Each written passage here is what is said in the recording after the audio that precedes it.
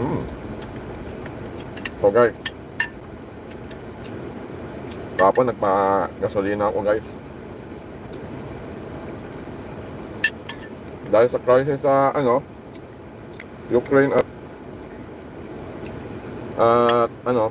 Russia, ganun pa rin.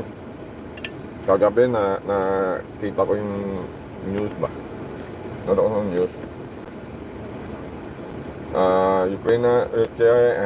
Ukrainian government, yung presidente nila,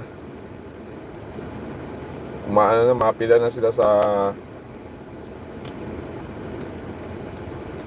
Israel to sell some Iron Dome. Yun yung missile interceptor nila ng Israel. So sana Pilipinas magkaroon din ng ganun, no?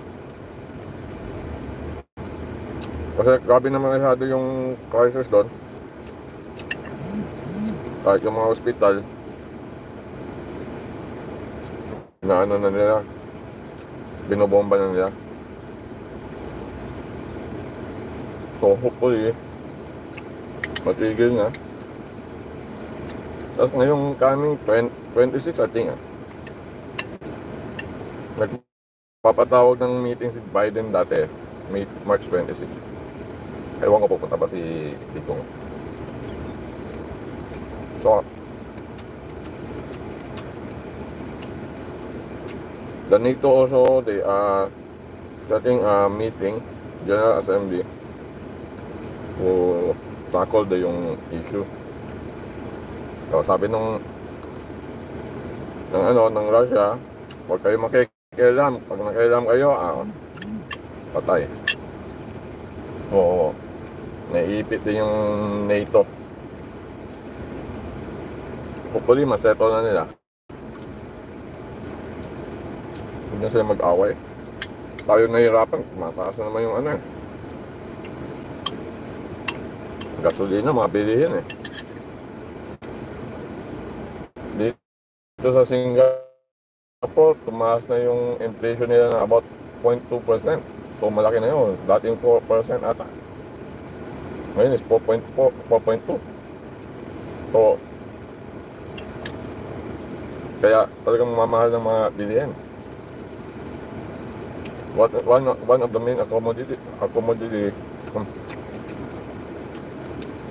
of the main commodity ng is yung gasolina. So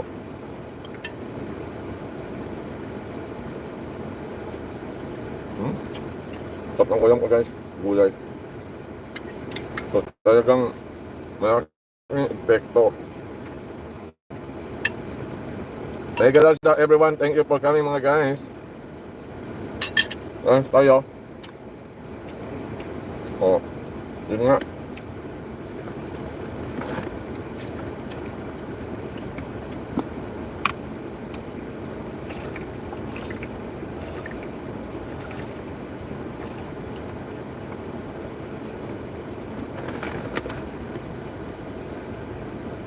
Kung di pa matigil ang gera na yan, wala na.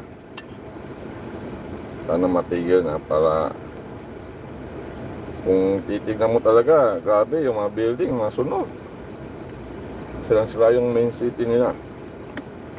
Ang naipit yung mga mega love shout out, Maureen, story. Eat with people, yeah. Enjoy eating. Thank you for the like. Mega love shout out. Thank you for coming. Maraming salamat. Let's eat lunch. Marine story po Thailand ba? Correct me if I'm wrong. Mega love shout out guys. So hopefully everything will be settled. Let's eat. Enjoy mukbang. Vegetable.